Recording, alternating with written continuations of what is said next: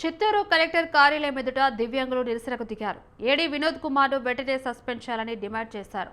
దివ్యాంగులకు సంబంధించిన లబ్ధిని లబ్ధిదారులకు అందజేయకుండా మోసం చేస్తున్నారని దివ్యాంగుల జేఏసీ రాష్ట్ర ఉపాధ్యక్షుడు చంద్రశేఖర్ ఆరోపించారు.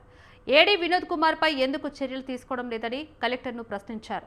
ఏడీ వినోద్ కుమార్పై కఠినంగా చర్యలు తీసుకోకపోతే మరింత ఉధృత కార్యక్రమాలు చేపడతామని హెచ్చరించారు. ఈ యొక్క ఏడీ గారిని ముఖ్యంగా వినోద్ అనే వ్యక్తిని సస్పెండ్ చేయమనేసి నెలగా పోరాడుతున్నాము.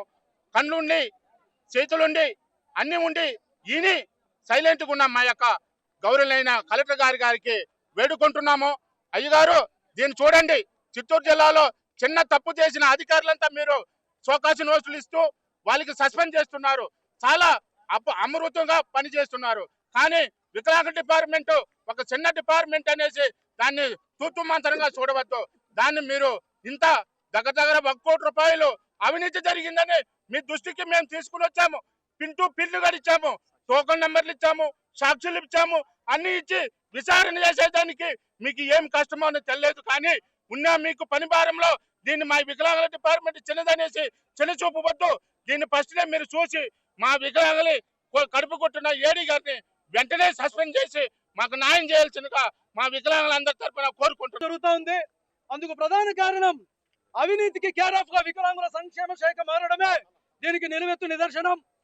వికలాంగుల సంక్షేమ శాఖలో అసిస్టెంట్ డైరెక్టర్ వినోద్ గారు తను ఇక్కడ ఏడీగా బాధ్యతలు చేపట్టిన 6 నెలల అనతి కాలంలోనే కేంద్ర రాష్ట్ర ప్రభుత్వాన్ని ప్రవేశపెట్టినటువంటి Nashamukt Bharat Abhiyan, national senior citizen action plan పథకాలకు ఉమ్మడి చిత్తూరు తిరుపతి జిల్లాలకు కేటాయించినటువంటి సుమారు 46 లక్షలకు పైగా ఏడీ కార్యాలయంలో ఉన్నటువంటి తన కింది స్థాయి సిబ్బంది అకౌంట్లలో జమ చేసి వారిపైన ఒత్తిడి తెచ్చి వారిపైన బెదిరింపు చర్యలకు పాల్పడి ఆ నిధులన్నింటినీ కూడా అక్రమ మార్గంలో ఆయన కాజేయడం జరిగింది.